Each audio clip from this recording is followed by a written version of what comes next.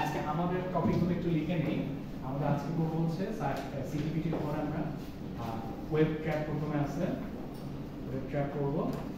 তারপর হচ্ছে আমরা এমসিবি বা মিনিয়েচার সার্কিট ব্যবহার করবো। এই দুইটাই মোটামুটি আজকে একটু কভার করবো, এমসিবিটা একটু বড়। তার আগে আমরা ওই যে সিটি সেকেন্ডারিটা কেন ওপেন রাখা যায় না, সবসময় কেন অ্যামিটার দিয়ে শর্ট করে রাখতে হবে অথবা একটা তার দিয়ে শর্ট করে রাখতে হবে সেটা একটু বলবো। সিটিটা যেহেতু একটা স্টেপ আপ ট্রান্সফরমার, যেহেতু সিটির এই দুই যে টার্মিনালটা দেখতে পাচ্ছেন, এখানে একটা হাই ভোল্টেজ তৈরি হয়ে থাকবে। এখন আপনারা যদি এটা ওপেন রেখে দেন, একটা হাই ভোল্টেজ সোর্স হিসেবে কাজ করবে। সেই হাই ভোল্টেজ সোর্সটা কি করবে, এই যে আপনার যেহেতু সে কোনো লোড কানেক্টেড না বা শর্টেড না রাস্তাটা, যেহেতু সে কারেন্টটাকে যে প্রবাহিত করার যে রাস্তাটা সেটা পাবে না, তখন কি হবে, হাই ভোল্টেজটা এই যে যেহেতু এই কোরটা আছে, কোরটা রাস্তা হিসেবে পেয়ে এই কোরের মধ্যে দিয়ে হাই ভোল্টেজটা প্রবাহিত চেষ্টা করবে। তখন হচ্ছে কোরটাকে গরম করে দিবে, কোরটাকে নষ্ট করে ফেলার ট্রাই করবে। ছবি দেখে বলেন তো, এখানে হচ্ছে সিটি, এটা যেহেতু একটা সিটি এরা বলতেছে, সিটি একটা প্রাইমারি অংশ থাকবে, একটা সেকেন্ডারি অংশ থাকবে, তাই না? সিটির প্রাইমারিটা কোনটা আর সেকেন্ডারিটা কোনটা?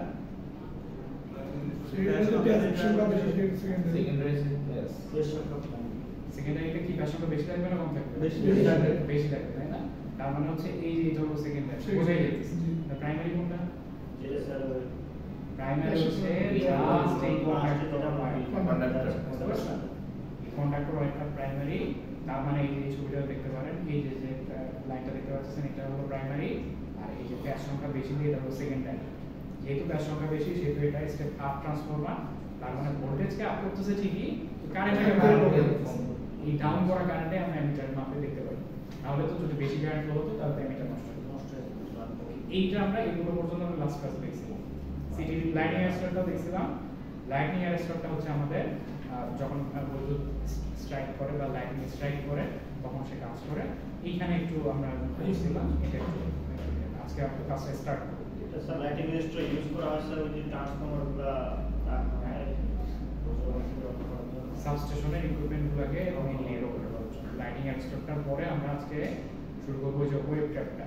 ওয়েব ট্র্যাপ হচ্ছে আপনাদের এটা সব সাবস্টেশনেই যে থাকবে সেটা না, কোনো সাবস্টেশনে মনে করেন দুইটা সাবস্টেশন আছে, এক নম্বর সাবস্টেশন, দুই নম্বর সাবস্টেশন।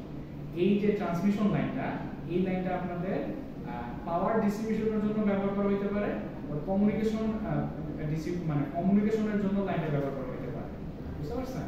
কিন্তু সমস্যা কি, কমিউনিকেশনের জন্য যে আপনি লাইনটা ব্যবহার করবেন তখন যে সিগন্যালটা, ইলেকট্রিক্যাল সিগন্যালটা, তার ফ্রিকোয়েন্সি থাকে হচ্ছে কয়েক হাজার কিলোহার্টজ রেঞ্জে, যেটা হচ্ছে আপনার এখানে দেওয়া আছে 24 কিলোহার্টজ থেকে কয়েক হাজার না, 24 কিলোহার্টজ থেকে 500 কিলোহার্টজ রেঞ্জে। কিন্তু আপনারা সেম এই ট্রান্সমিশন লাইনটাই যখন আপনি বিদ্যুৎ পরিবহনের জন্য ব্যবহার করবেন তখন হচ্ছে তার ফ্রিকোয়েন্সি 50 হার্টজ হয় না, বুঝতে পারছেন? তাহলে ফ্রিকোয়েন্সি যেহেতু একটা ভেরিয়েশন আছে, সো আমাদের কমিউনিকেশন ডিভাইসের জন্য যেই আমরা লাইনটা ব্যবহার করব তার ফ্রিকোয়েন্সি থেকে সুইচ ইয়ার্ডে, নেক্সট সাবস্টেশনের সুইচ ইয়ার্ডে যে লাইনটা নিয়ে যাব তার ফ্রিকোয়েন্সির মধ্যে অবশ্যই একটা পার্থক্য তৈরি করে দিতে হবে। নাহলে কি হবে, এই যে বেশি ফ্রিকোয়েন্সির আপনার ইলেকট্রিক্যাল সিগন্যালটা কোথায় চলে যাবে, সুইচ ইয়ার্ডের মধ্যে যে ট্রান্সফরমার থাকতে পারে, যে সিটিবিটি থাকতে পারে, যে হচ্ছে আপনার সার্কিট ব্রেকার থাকতে পারে, এই হাই ফ্রিকোয়েন্সি ইলেকট্রিক্যাল সিগন্যালটা সেই কম্পোনেন্টগুলোর মধ্যে দিয়ে চলে যেতে পারে। সেটা চলে গেলে অবশ্যই সেখানে ড্যামেজ করা হবে, বোঝা গেল? তাহলে কি করতে হবে আমাদের, আপনি একটু এটা দিয়ে দেবো আমি, এখানে একটু দেখেন যে ওয়েব ট্র্যাপটা কিভাবে কাজ করছে এটা দেখেন। এটা হচ্ছে আপনাদের সাবস্টেশন 1, এটা হচ্ছে সাবস্টেশন 2। এই যে ওয়েব ডব্লিউটিপি আমরা ওয়েব ট্র্যাপ দেখাচ্ছি, আর দেখেন যে এই ট্রান্সমিশন লাইন দিয়ে পরবর্তী সাবস্টেশনের সুইচ ইয়ার্ডে আমরা লাইনটাকে কানেক্ট করে দিচ্ছি। কিন্তু সমস্যা হচ্ছে কি, আমরা এই ট্রান্সমিশন লাইনটাকে কমিউনিকেশন ডিভাইসের ট্রান্সমিশনের জন্য আমরা ব্যবহার করব, কিন্তু ফ্রিকোয়েন্সি তো সেম না। সেজন্য কি করব দেখেন, এখান থেকে যখন আপনাদের সিগন্যালটা আসবে সেটা হচ্ছে হাই ফ্রিকোয়েন্সি সিগন্যাল, 24 কিলোহার্টজ থেকে 500 কিলোহার্টজের সিগন্যাল। এখানে আমাদের সুইচ ইয়ার্ডে যাওয়ার আগে আমরা সেই ওয়েব ট্র্যাপটা ইনস্টল করব। ওয়েব ট্র্যাপটা হচ্ছে মেইনলি একটা লো পাস ফিল্টার, বোঝা গেল? সেটা হচ্ছে লো পাস ফ্রিকোয়েন্সি যেটা লো ব্যান্ডের ফ্রিকোয়েন্সি সেটাকে পাস করতে দিবে। বা এখানে আমরা বলতে পারি যে ওয়েভ ট্র্যাপটা জাস্ট 50 হার্টজের একটা ফ্রিকোয়েন্সি পাস করতে দিবে। সেই 50 হার্টজের ফ্রিকোয়েন্সিটা কোথায় যাবে? সুইচ ইয়ার্ডের মধ্যে যে প্রোটেক্টিভ ইকুইপমেন্টগুলো বা ট্রান্সফর্মার থাকে সেই কম্পোনেন্টগুলোর মধ্যে যাবে, এবং যেটা নিজস্ব যে ফ্রিকোয়েন্সিটা 24 থেকে 500 কিলোহার্টজ সেটা হচ্ছে পরবর্তী এই যে আপনার সাবস্টেশনের কমিউনিকেশন ডিভাইসগুলোর মধ্যে যাবে। তাহলে কি হলো, একই সাথে এই সাবস্টেশনের সাথে এই সাবস্টেশনের কমিউনিকেশনটাও ঠিক থাকলো, তেমনি ভাবে আপনার যে পাওয়ার যে ডিস্ট্রিবিউশনের জন্য যে ফ্রিকোয়েন্সিটা সেটাও আমরা ঠিক রাখতে পারবো। তার মানে কি ওয়েভ ট্র্যাপ মিলে একটা লো পাস ফিল্টার। বোঝা গেল ব্যাপারটা? বুঝতে পারছেন সবাই? স্যার আমরা কমিউনিকেশনের জন্য মানে এটাতে তো মানে কারেন্ট যেতেছে, মানে সরাসরি কারেন্ট। আপনারা যে কমিউনিকেশন সিগন্যাল করছেন না, তাহলে আপনার সব কথাকে কিসে রূপান্তরিত করে? বিদ্যুৎ রূপান্তরিত হয় না, সেটাকে তো পাস করার জন্য একটা রাস্তা লাগবে। শুধু রেডিও ওয়েভ কিন্তু আবার মাইক্রোওয়েভ টাইপের, সেটা কিন্তু তার লাগে না। কিন্তু মনে করেন যে আপনার টিএনটি লাইন বলেন বা যে কোনো ধরনের যে কমিউনিকেশন লাইন বলেন, সেই লাইনটা যদি আপনি এক সাবস্টেশন থেকে আরেক সাবস্টেশনে কমিউনিকেশনের জন্য ব্যবহার করেন, টেলিফোন লাইনগুলো ধরতে পারেন, সেটাকে ধরতে পারেন, সেটা কিন্তু হচ্ছে আপনার অনেক বেশি কিলোহার্টজ রেঞ্জে কাজ করে। স্যার আপনি কি পাওয়ার কেবল সিগন্যাল লেভেল একসঙ্গে পাস করে এই ধরনের কথা বলছেন? এই ধরনের কথা বলছেন? পাওয়ার একটা কেবলের মাধ্যমে আপনার যে পাওয়ার সিগন্যালটা, যে পাওয়ার ডিস্ট্রিবিউশনের জন্য যেটা, সেটাও যাবে এবং কমিউনিকেশন সিগন্যালও যাবে। কিন্তু ওই যে পাওয়ারের যে সিগন্যালটা আপনি পাঠাবেন সেটা তো 50 হার্টজে কাজ করবে, তাই না? ইলেকট্রিসিটি তো 50 হার্টজে কাজ করবে। এই জন্য আমরা কি করি, পরে সাবস্টেশনটার আগে একটা সুইচ ইয়ার্ডের আগে একটা ওয়েভ ট্র্যাপ লাগাই দিই। সেটা কি একটা লো পাস ফিল্টার, সেটা এই 24 থেকে 500 কিলোহার্টজের মধ্যে শুধু 50 হার্টজটাই পাস করতে দিই। বাকি যে 24 কিলোহার্টজটা বা 500 কিলোহার্টজটা সেটা সে এই যে কমিউনিকেশন যে ডিভাইসগুলো তার মধ্যে দিয়ে পাস করে। ঠিক আছে? এটা হলো ওয়েভ ট্র্যাপ। ছোট ছোট কোশ্চেন এগুলো বড় প্রশ্ন না, আপনারা শুধু হচ্ছে মেইন ব্যাখ্যা যদি তাহলে। এবার আসেন এমসিবি, মিনিয়েচার সার্কিট ব্রেকার, তাই না? আপনাদের বহু পরিচিত জিনিস একটা। আচ্ছা আসেন তাহলে একটু পড়ি আমরা। আপনারা এটা জানেন মেইনলি, তারপরও আমি একটা রিভিউ করবো এখানে। এমসিবির মধ্যে কয়েকটা মেইন পার্ট থাকে, সেটা আমি একটু এখানে আসতে দেখি।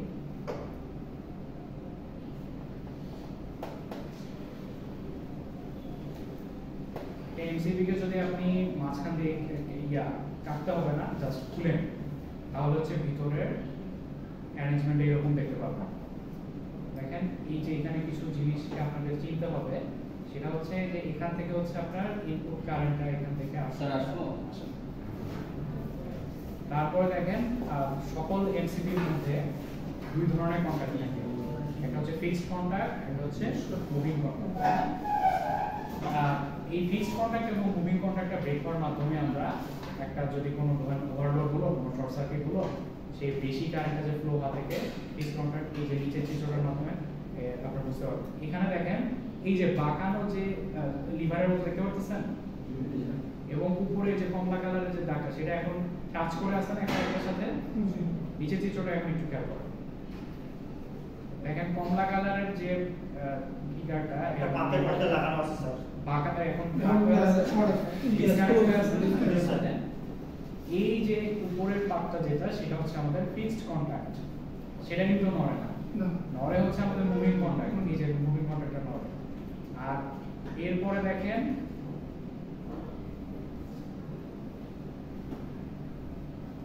আপনাদের ছোট করে দিই, এক পেজের মধ্যে দেখতে পাবেন।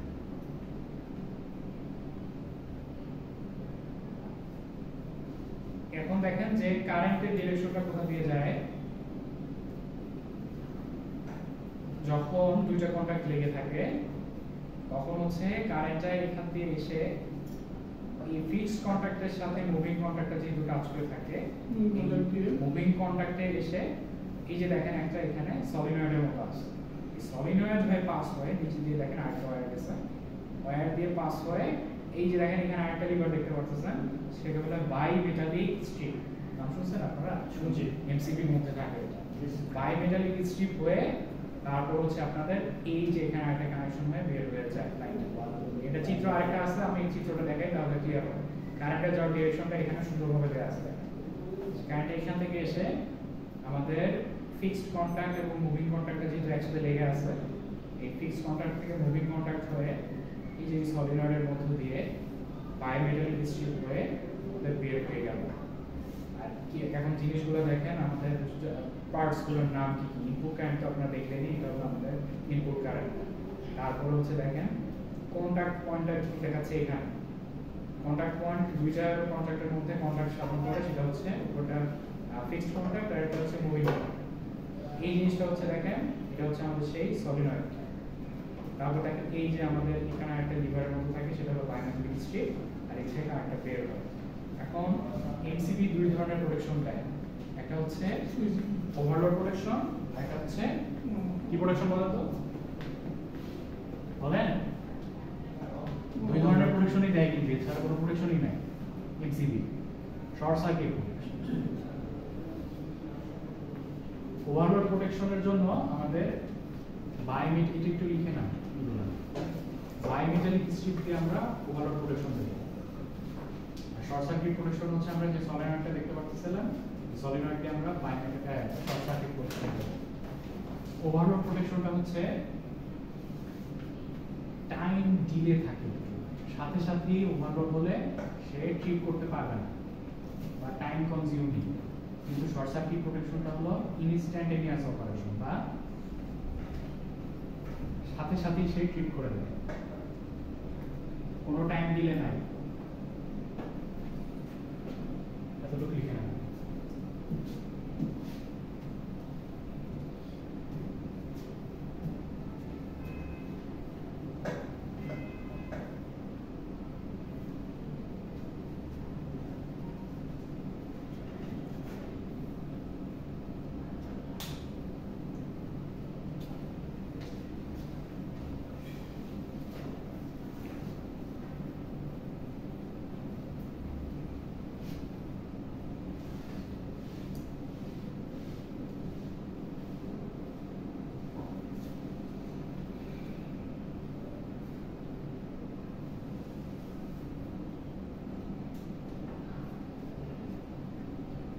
ওভারলোড প্রোটেকশনটা তাহলে কি টাইম ডিলে অপারেশন, সেটা ফল্ট হলে সাথেই ট্রিপ করবে না, কিছু সময় নিবে।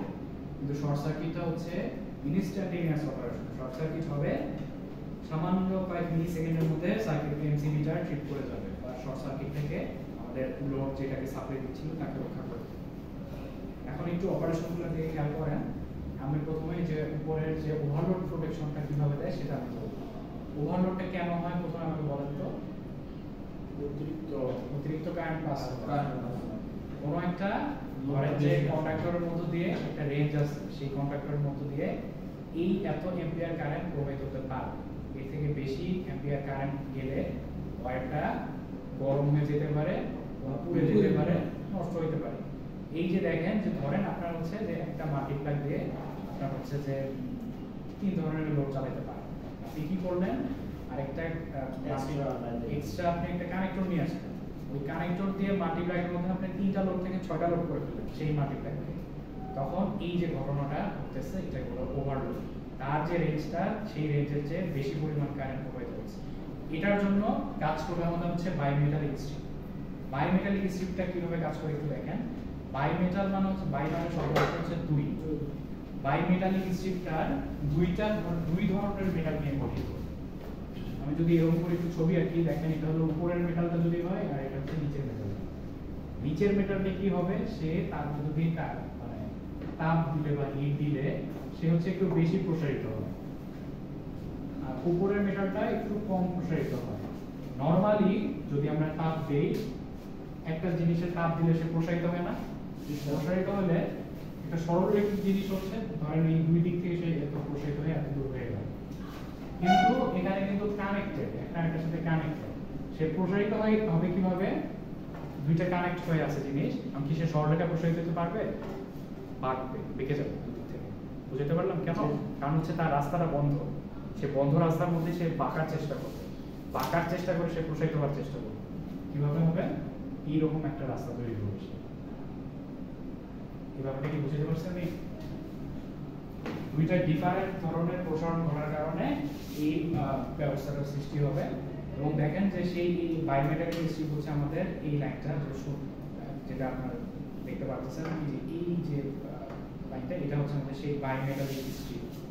বায়োমেটালিক স্ট্রিপটা দেখেন বাঁকার ফলে দেখেন যে এই যে এই প্রান্তটা যেটা, সেখানে বেঁকে এর সাথে একটা লিভার কানেক্টেড আছে না, লিভারটা দেখেন আবার কার সাথে কানেক্টেড, আমাদের সেই মুভিং কন্ট্যাক্টের সাথে কানেক্টেড। আর কার সাথে কানেক্টেড? সুইচ, যে সুইচটা মেইন সুইচটা তার সাথে কানেক্টেড। সো এটা যখন এই চিত্র চেয়েও আপনি উপরেরটা একটু উঠে আসে তাহলে ব্যবস্থা হবে। এটা যখন দেখেন এটা আমাদের সেই বায়োমেট্রিক স্ট্রিপ, এটা যখন এর এক প্রান্তে বেঁকে গেল, বেঁকে যাওয়ার পর এটা উপরের দিকে উঠে যাবে না, বাঁকার পরে যখন এটা যে উপরের দিকে উঠে যাবে তখন আমাদের কি হবে দেখেন, এইখান থেকে এটা উপরের দিকে উঠে এই সুইচটা নিচের দিকে নেমে আসবে, অফ বা ট্রিপ ডিসকানেক্ট হয়ে যাবে। এই সুইচটার সাথে দেখেন আবার একটা কি কানেক্টেড, মুভিং কন্টাক্ট, এটা আবার নিচে নেমে আসবে, ডিসকানেক্ট হওয়ার পরে দেখেন যে চিত্রটা ঘটতেছে সেটা হচ্ছে এই চিত্র। বুঝতে পারলাম ব্যাপারটা? একটু আগে দেখেন এই আমাদের এই যে সুইচটা বাইরেটা এটা উপরের দিকে আছে এবং এই দুইটা কানেক্টেড আছে। নিচের চিত্রটা দেখেন, নিচের চিত্রটাই হচ্ছে এটা সুইচটা নিচে নেমে আসছে না, নিচে নেমে আসছে তার কারণ হচ্ছে উপরের চিত্রতে ওভারলোড হওয়ার ফলে এই বায়োমেট্রিক স্ট্রিপটা বেঁকে গিয়ে একে উপর দিকে ঠেলা দিল, একে উপর দিকে ঠেলা দিল যখন এই প্রত্যেকটার সাথে একটা আপনাদের ল্যাচ কানেকশন বলে এগুলোকে, ল্যাচ, এটা নড়লে একই সাথে এটা নড়বে এবং এটা নড়বে। এবং নিচের চিত্রটা আপনারা সেই প্রভাবটাই দেখতে পাচ্ছেন, এটা যেহেতু উপর থেকে উঠে আসছে এইটা নিচের দিকে নেমে এইটা কানেকশনটাকে ডিসকানেক্ট করে দিচ্ছে। সো এইটাকে বলা হয় ওভারলোড প্রোটেকশন। ওভারলোড প্রোটেকশনটার জন্য সে কি কিছুটা সময় নেয় কেন তাহলে আপনি বলেন তো? সেটা যে বললাম টাইম দিলে হয়, অনেক টেম্পারেচার আসতেছে তারপর বাঁকা হওয়ার জন্য যে সময়টা লাগে তাই না, এই যে সময়টার জন্য এটা হচ্ছে একটা টাইম ডিলে অপারেশন, বা এর জন্য এই সংগঠিত কিছুটা সময় লাগে। সো এইটা যখন মনে করেন যে ওভারলোডটা ক্লিয়ার হয়ে যাবে, নরমাল কারেন্ট আসা শুরু করলো, এই কিন্তু আবার বাঁকা অবস্থায় থাকবে না, আবার সোজা হয়ে যাবে, তখন কি হবে? তখন হচ্ছে দেখেন এটা নিচের দিকে নেমে আসার কারণে আবার হচ্ছে আমাদের উপরের পজিশনে এই পজিশনে চলে যাবে। বুঝা গেল? এই বুঝতে পারলেন আপনারা? এখন আসেন শর্ট সার্কিট প্রোটেকশন আমরা কিসের মাধ্যমে দিয়ে বললাম? যে সলিনয়েডের মাধ্যমে। সেই সলিনয়েড হচ্ছে এই যে এখানে যে সলিনয়েডটা সেটা হচ্ছে এটা, এটার আবার অপারেশন হচ্ছে সলিনয়েড বা একটা ইলেকট্রোম্যাগনেট, তার মধ্য দিয়ে যখন একটা রেঞ্জের বেশি কারেন্ট প্রবাহিত হবে সে ম্যাগনেটে পরিণত হবে। সে ম্যাগনেটে পরিণত হয়ে দেখেন এর নিচে একটা হ্যামার থাকে বা এখানে একটা প্লাঞ্জারের মতো থাকে, সেটা নিচের দিকে এই ছবিটা এখানে বুঝবেন না, বায়োমেট্রিক যেমন এখানে বুঝতে পারছি এটা এখানে বুঝতে পারবো না, এটা একটু আমি এই ধরনের ছবি দিয়ে আপনাদেরকে দেখাই।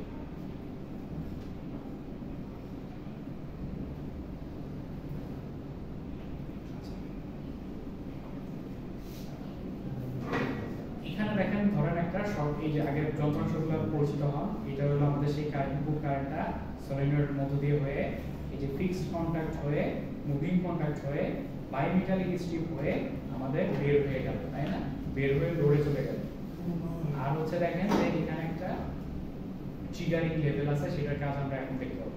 ধরেন এখানে এখন একটা শর্ট সার্কিট কারেন্ট চলে আসলো, সেই কারেন্টটা এই সলিনয়েডের মধ্য দিয়ে পাস হলো, পাস হওয়ার ফলে এটা ম্যাগনেটে পরিণত হয়ে গেল। ম্যাগনেটে পরিণত হওয়ার পরে কি হবে নিচের চিত্রে দেখেন, এর মধ্যে একটা হ্যামার থাকে, সেই হ্যামারটা যখন ম্যাগনেটে পরিণত হবে, ট্রিগারিং যে লেভেলটা ছিল সেটাও কিন্তু একটা ম্যাগনেটিক ম্যাটেরিয়াল, তাহলে দুইটা একটা সাথে আকর্ষণ করবে না? যেটা আগের চিত্রটায় দেখেন এইটা এখনো ম্যাগনেটে পরিণত হয় নাই, এই না হওয়ার কারণে এই ট্রিগারিং লেভেলটাও যেহেতু একটা ম্যাগনেটিক ম্যাটেরিয়াল তাকে সে আকর্ষণ করতে পারতেছে না। বুঝা গেল? সেই কারণে দেখেন যে এখনো সার্কিট থেকে ব্রেক হইছে, দেখেন যে এখান থেকে লাইন এসে এর মধ্য দিয়ে গিয়ে এই বায়োমেট্রিক স্ট্রিপ হয়ে বের হয়ে গেল, রাস্তাটা কিন্তু পুরোটা পাচ্ছে সে। যখন এটা ম্যাগনেটে পরিণত হবে এখানে একটা হ্যামার থাকে, সেই হ্যামারটা হচ্ছে এই ট্রিগারিং লেভেলটাকে আকর্ষিত হবে তার এবং এটা নিচে নেমে যাবে। নিচে নামার ফলে দেখেন এখানে যে কন্টাক্টটা আছে এটা ব্রেক হয়ে যাবে, সেটা নিচে চিত্র দেখা যাবে। পরিচিত আমি দুইটা একটু একই সাথে রাখি, তাহলে আপনারা বুঝতে পারবেন।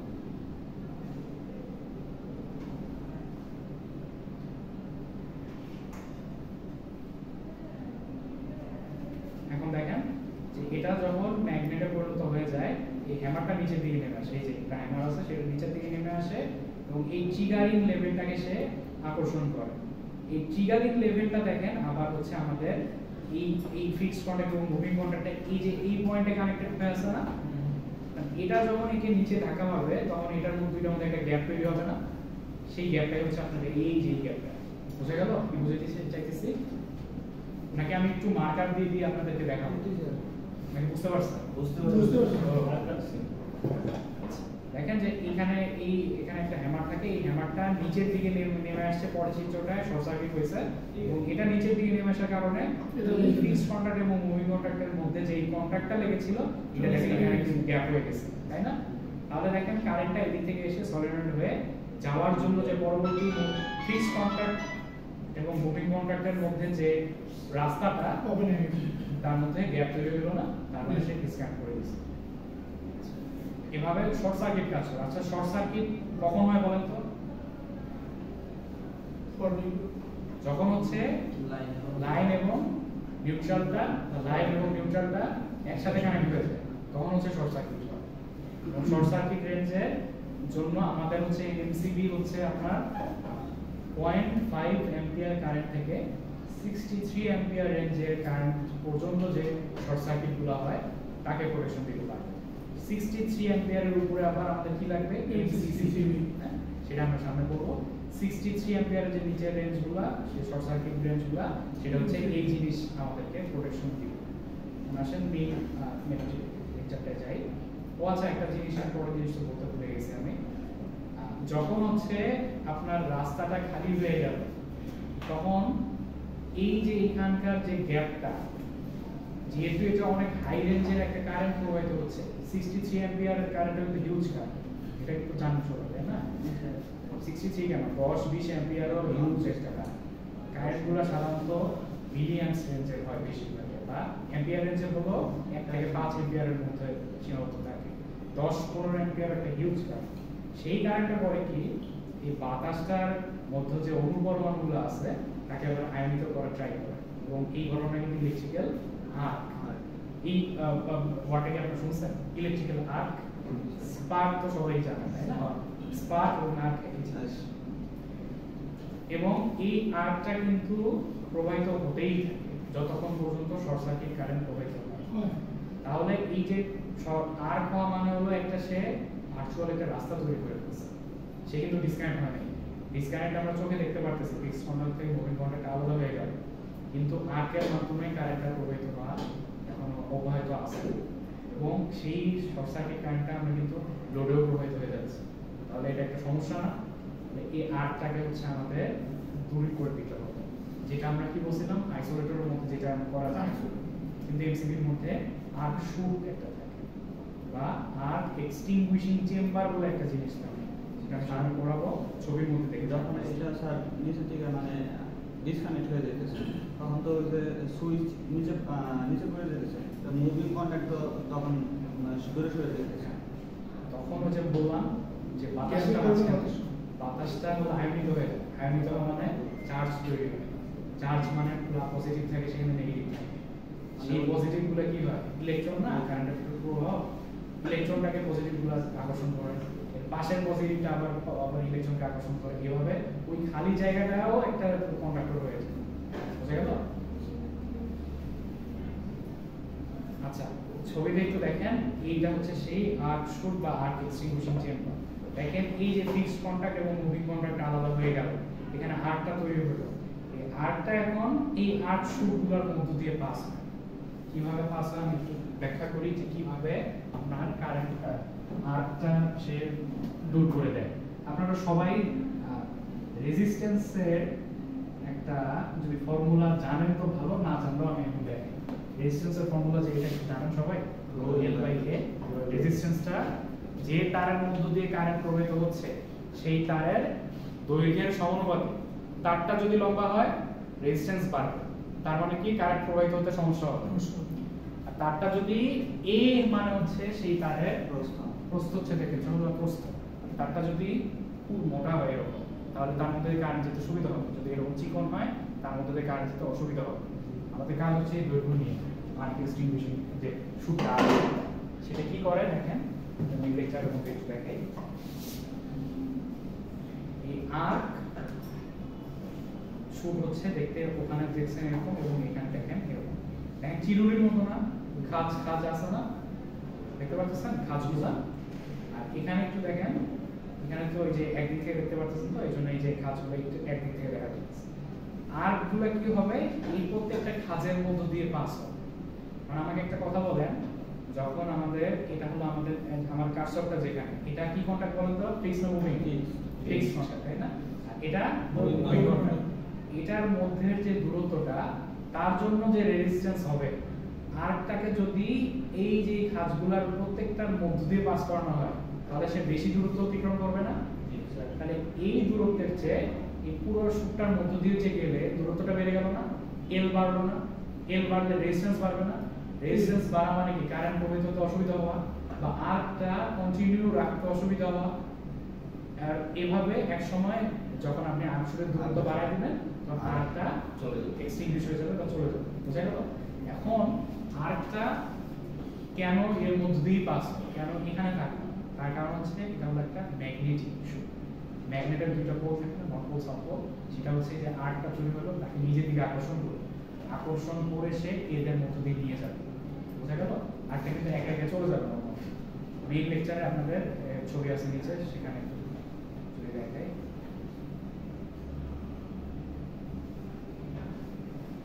আচ্ছা, মেইন লেকচারে এটাতে নাই, এটাতে আর্কটা পাস হওয়ার চিত্র নেই। পাস চিত্রটা আগের যে লেকচারটা দেখাইলাম না, এই লেকচারটা অনেক ভালো লাগে। আচ্ছা, আমি শুনতে চাই আপনার কথা, একটু দেখে নেন ফার্স্ট। দেখেন পরের যে স্লাইডটা শুরু করবো সেখানে বিভিন্ন ধরনের আপনাদের সার্কিট ব্রেকার নিয়ে পড়াবো। তখন এখানে আর্ক পাস হওয়ার একটা সুন্দর চিত্র আছে, এটা দেখে বুঝতে পারবেন। এটা হলো আমাদের সেই মুভিং কন্ট্যাক্ট, এটা হচ্ছে ফিক্সড কন্ট্যাক্ট।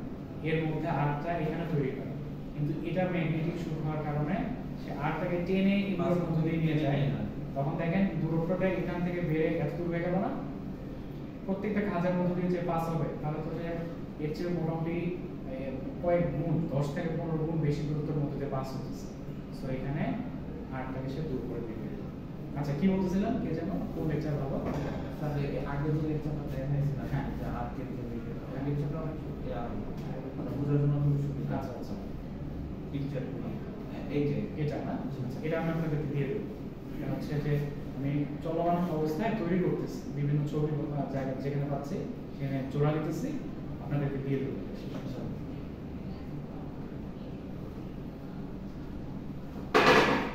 তাহলে আমরা এমসিবির অপারেশনটা বুঝতে পারলাম, তাই না? ওভারলোড অপারেশন এবং হচ্ছে আমাদের শর্ট সার্কিট অপারেশন। কিন্তু আমি তো মুখে বাংলা ভাষায় কথা বললাম, ডায়াগ্রাম দিয়ে দেখাইলাম আপনাদের বোঝার সুবিধার জন্য, কিন্তু আপনাদের দেখতে হবে কিন্তু এগুলো পড়ে পড়ে। আপনারা ওই ডায়াগ্রাম ব্যবহার করেন, কিন্তু আপনাদের দেখতে হবে কিন্তু এগুলো পড়ে পড়ে, সেটা একটু আপনাদের মাথায় রাখতে হবে। স্যার এমসিবি সাধারণত কোথায় ব্যবহার করা হয়? এমসিবি যে ফিউজ বক্সগুলোতে, বাসাবাড়ি ছোটখাটো অ্যাপ্লায়েন্সগুলো, বাসাবাড়ির যে লোডগুলো সেইগুলো হচ্ছে অ্যাপ্লায়েন্সগুলোতে আপনার ফিউজ বক্সগুলো দেখছেন না, ফিউজ বক্সের ভিতরে এমসিবি আছে। আচ্ছা, এগুলো আপনারা একটু পর সব দেখবেন। আর এখানে দেখেন একটা কোশ্চেন আপনারা একটু লিখে নেন খাতায়। এমসিবি থার্মাল ব্রেকিং এবং ম্যাগনেটিক ব্রেকিং এর মধ্যে পার্থক্য। What is the difference between thermal breaking and magnetic breaking? থার্মালটাকে দিচ্ছে বলেন তো বায়োমেটালিক স্ট্রিপ, তাই না? আর ম্যাগনেটিক ব্রেকিংটাকে দিচ্ছে সলিনয়েড। এটা একটু লিখে নেন। তারপরে এটা একটু আচ্ছা লিখে নেন ফার্স্ট।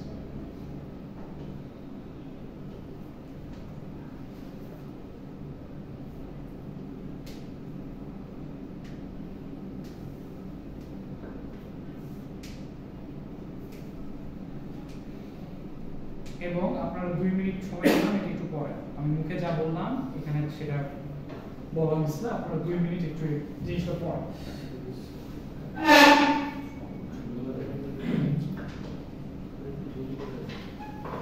আরেকটা জিনিস একটু লক্ষ্য রাখেন, আপনার যে লাইনটা আসতেছে কারেন্টের লাইনটা, তারপর কোথায় যাচ্ছে সে ফিক্সড কন্টাক্টে যাইতেছে, তারপর মুভিং কন্টাক্টে যাইতেছে, তারপর সলিনয়েডে যাইতেছে, তারপর বাইমেট্রিক চিপে, তারপর বের হচ্ছে।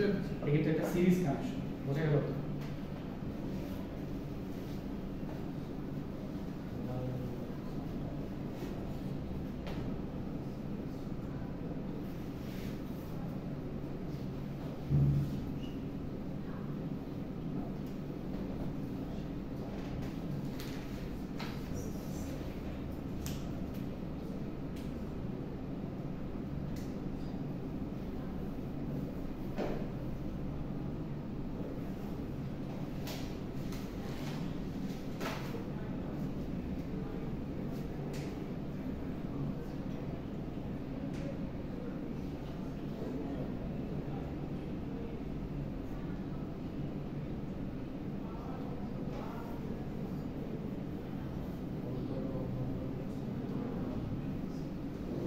থার্মাল ব্রেকিং এবং ম্যাগনেটিক ব্রেকিং এর মধ্যে পার্থক্য আসলে আপনার এটা লিখুন।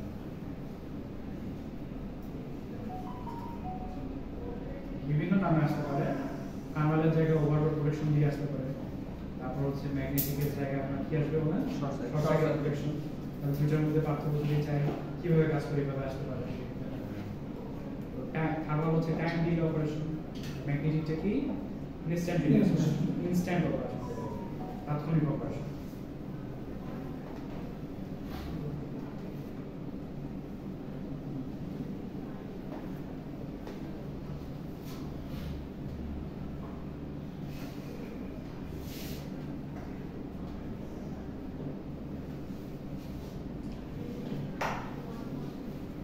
বুঝছেন সবাইটা?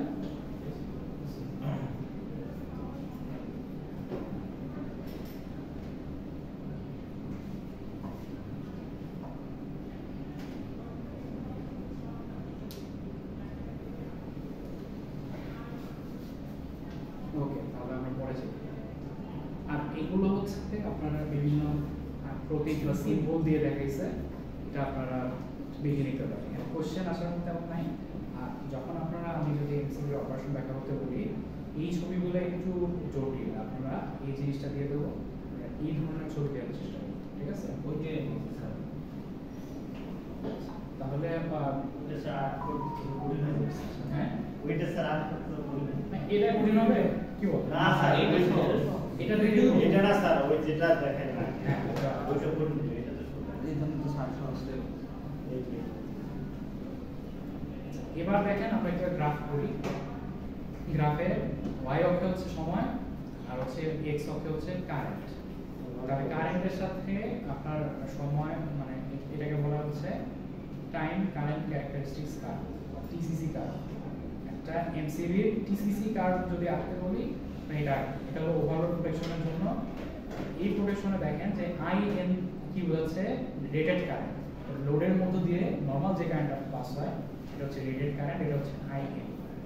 আইএনডি হচ্ছে নো ট্রিপিং কারেন্ট, এই সময় ফল্ট শুরু হয়েছে, ওভারলোড কারেন্ট তো হচ্ছে মাত্র সেই সময়টাকে আমরা এই যে আইএন সেই কারেন্টটাকে আইএনডি দিয়ে আর নো ট্রিপিং কারেন্ট দিয়ে বললাম। আর আইডিটা হচ্ছে ট্রিপিং কারেন্ট। আইডি তে আসলে আমাদের ওভারলোডের জন্য এমসিবিটা ট্রিপ করে যাবে।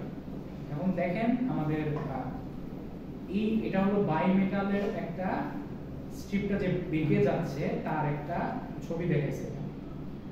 এইখানে দেখেন এখানে এখনো বাঁকা শুরু হয়নি, এই দেখেন এই পজিশন থেকে সে বাঁকা স্টার্ট হয়েছে না, এবং এই ডট বরাবর নিচে আসে দেখেন আইএনডি বা নো ট্রিপিং কারেন্ট। মাত্র যেটা বললাম এই সময় ওভারলোড কারেন্ট ফ্লো হওয়া শুরু হয়েছে, দেখেন এই সময় থেকে কিন্তু বাঁকা শুরু হয়েছে, তাই না? বেঁকে বেঁকে বেঁকে এই পর্যায়ে এসে সম্পূর্ণ বেঁকে গেছে বাইমেটাল। আমাদের বাইমেটালটা যখন বাঁকা শুরু হবে তখন থেকে দেখেন আমাদের যে সম্পূর্ণ বেঁকে গেল, এখানে এসে সে ট্রিপ হয়ে যাবে, হ্যাঁ না আইডি এখানে হলো ট্রিপ হয়ে যাবে, সেটা হচ্ছে বাইমেটালের এই পজিশনটা, বুঝতে পারছেন? তাহলে এই সময় থেকে এই সময় যদি আমরা পার্থক্য এই পয়েন্ট বরাবর আমরা বামে আসি, তাহলে এখানে আমরা একটা সময় দেখতে পারবো। আর এখানে দেখেন এখানে সে ট্রিপ করে যাবে, এখানে বরাবর একটু সময় এসে বামে দেখবো, তাহলে পার্থক্যটা সময় মোটামুটি এই পর্যন্ত না, এখান থেকে এই পর্যন্ত না। কিন্তু এখন শর্ট সার্কিট প্রোটেকশনে আসেন, শর্ট সার্কিট প্রোটেকশনের টিসিসি কার্ডটা দেখেন, যখন আমাদের এখানে আমাদের শর্ট সার্কিট কারেন্টটা ফ্লো হওয়া শুরু হয়েছে, এই যে ডক্টর দিয়ে এই বরাবর, এবং দেখেন ঠিক হয়ে গেছে এখানে, দেখতে পাচ্ছেন দূরত্ব না, সময়ের পার্থক্যটা কিরকম? খুবই কম। খুবই কম। বুঝতে পারলাম এই ব্যাপারটা? তাহলে আপনারা টিসিসি কার্ভ আসলে আপনারা এটা দিয়ে একটু বুঝাই দিবেন। দুইটা কার্ড দিলাম না। হ্যাঁ, একটা ওভারলোড প্রোটেকশনের জন্য আর এটা হচ্ছে শর্ট সার্কিট। জাস্ট এখানে সময়ের পার্থক্য, যে একটা টাইম দিলে একটা ইনস্ট্যান্ট অপারেশন, সেটা দেখানোর জন্য আমি এটা করি। আচ্ছা, এরপর আসেন হচ্ছে আমাদের সার্কিট ব্রেকারের গায়ে বিভিন্ন ধরনের টাইপ দেয়া, বি সি ডি টাইপ। এগুলোর মানে কি? দেখেন এখানে একটা গ্রাফ দেখানো হয়েছে। গ্রাফে বি এর নিচে বরাবর 3 to 5 লেখা আছে। 3 to 5 মানে হচ্ছে রেটেড কারেন্টের থেকে যখন 3 থেকে 5 গুণ বেশি কারেন্ট যাবে তখন এই সার্কিট ব্রেকারটা ট্রিপ করবে। বুঝা গেল? রেটেড কারেন্ট মনে করেন যে 2 অ্যাম্পিয়ার হলো, তাহলে এখানে দেখেন 6 থেকে আপনাদের 10 অ্যাম্পিয়ারের মতো কারেন্ট গেলে এই বি টাইপ সার্কিট ব্রেকারটা ট্রিপ করে যাবে। এবং এই যে বি টাইপ, যে এই টাইপের সার্কিট ব্রেকারগুলো ছোট ছোট অ্যাপ্লায়েন্সের প্রোটেকশনের জন্য এই এমসিবি গুলো ব্যবহার করা হয়। এরপর দেখেন যে সি টাইপটা 5 থেকে 10 গুণ, ডি টাইপটা 10 থেকে 14 গুণ। দেখেন ডি টাইপ তাহলে এমসিবি গুলা বড় বড় অ্যাপ্লায়েন্স গুলোর জন্য ব্যবহার করা হবে না, প্রোটেকশনের জন্য। বড় অ্যাপ্লায়েন্স বলতে মোটর হতে পারে, তারপর হচ্ছে ট্রান্সফর্মার হতে পারে। এই অ্যাপ্লায়েন্স গুলা যে কারেন্ট গুলো, যেমন দেখেন যে ডি টাইপটা দেখেন যে হাই ইনডাস কারেন্ট ট্রান্সফরমার বা মোটরের জন্য। ইনডাস কারেন্টটা কি? কোনো মোটর যখন স্টার্ট হয় প্রথম শুরুতে কারেন্টটা দেখবেন অনেক বেড়ে গেছে, তারপর দেখবেন আস্তে আস্তে কমে গেছে। এটা কি আপনারা যারা ফিল্ডে কাজ করেন তারা কি প্র্যাকটিক্যালি দেখছেন? একটা ইন্ডাকশন মোটর যখন ওপেন মানে কাজ করা শুরু করে তখন কারেন্ট দেখবেন অনেক বেড়ে যায়। যখন মানে কিছুক্ষণ পরে কারেন্ট আস্তে আস্তে কমে যায়। ইনডাস কারেন্টটা যেটা, সেটা হচ্ছে কোনো ফল্ট না, কিন্তু সেটা হচ্ছে গেলে মোটরটা নষ্ট হয়ে যেতে পারে।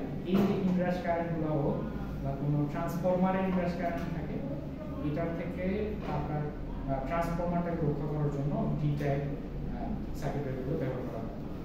এই যে ছোট ছোট কোয়েশ্চেনগুলো, এখানে কিন্তু কোনো বড় প্রশ্ন আমি পড়াই না। আপনাদের এবারে কোয়েশ্চেনগুলোতে ছোট ছোট কোয়েশ্চেন বেশি আসবে, 2 মার্কস 3 মার্কস এই কোয়েশ্চেনগুলো। So BCD type circuit breaker বলতে আপনারা কি বুঝেন? এগুলি কত গুণ কারেন্টকে বাড়ায় বা কমায় দেয়। আচ্ছা, ট্রিপিং মেকানিজমটা দেখেন, একটা হচ্ছে হাই ভোল্টেজ সিস্টেমের জন্য, একটা হচ্ছে লো ভোল্টেজ সিস্টেমের জন্য।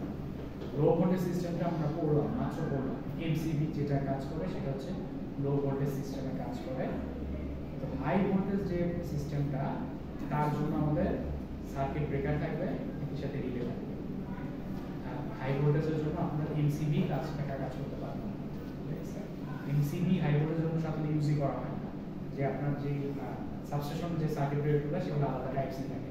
এয়ার ব্রেক সার্কিট, এসিবি তো হচ্ছে আপনার ব্যাকওয়েভ সার্কিট, ওয়েল সার্কিট, এসএফ6 সার্কিট, ওগুলোর সাথে আপনার কি কানেক্টেড থাকবে? রিলে কানেক্টেড থাকবে। কিন্তু এটা লো ভোল্টেজ সিস্টেম যেটা ক্লাস আমি শেষ যেটা হচ্ছে আপনার লো ভোল্টেজ সিস্টেম, সেটা হচ্ছে আপনাদের এইভাবে কাজ করে। আচ্ছা,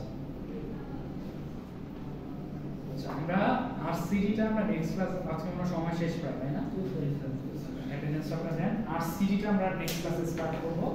তার আগে আমাকে বলেন, এমসিবি কি একটা সুইচ না? যে এমসিবি ও একটা সুইচ, তাই না? তাহলে নরমাল সুইচ, আইসোলেটরের নাম হলো disconnecting switch, load break switch, MCB, তাহলে সবগুলোর মধ্যে পার্থক্য আপনারা বলতে পারবেন না? এখন বলতে পারবেন না? এই আপনার যে এমসিবি যেটা, সেটা ফল্ট ক্লিয়ারিং করার প্রবণতা আছে বা পাওয়ার আছে তার কাছে, কিন্তু এর আগে যে সুইচগুলো, যেটা হচ্ছে আপনার নরমাল সুইচ, আর্ট break switch, load break switch, disconnecting switch, এগুলো কি ফল্ট ক্লিয়ার করার কোনো প্রবণতা আছে? না। এরপর আর হচ্ছে এটা কি ফল্ট ক্লিয়ার করতে পারবে? ওভারলোড ফল্ট এবং শর্ট সার্কিট। আরসিডি বা আরসিসিবি, এটা কি আপনারা জানেন? এই জিনিসটা কি জিনিস? নাম শুনছেন না অনেকে? আরসিডি বা RCCB, residual current circuit breaker. Leakage কারেন্টকে প্রোটেকশনের জন্য যে ডিভাইসটা ব্যবহার করা হয় আরসিসিবি, সেটা নিয়ে আমরা নেক্সট ক্লাসে দেখব।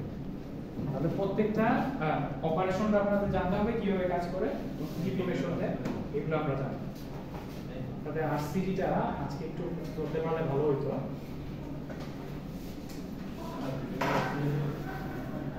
আচ্ছা, এটা ক্লোজ করুন।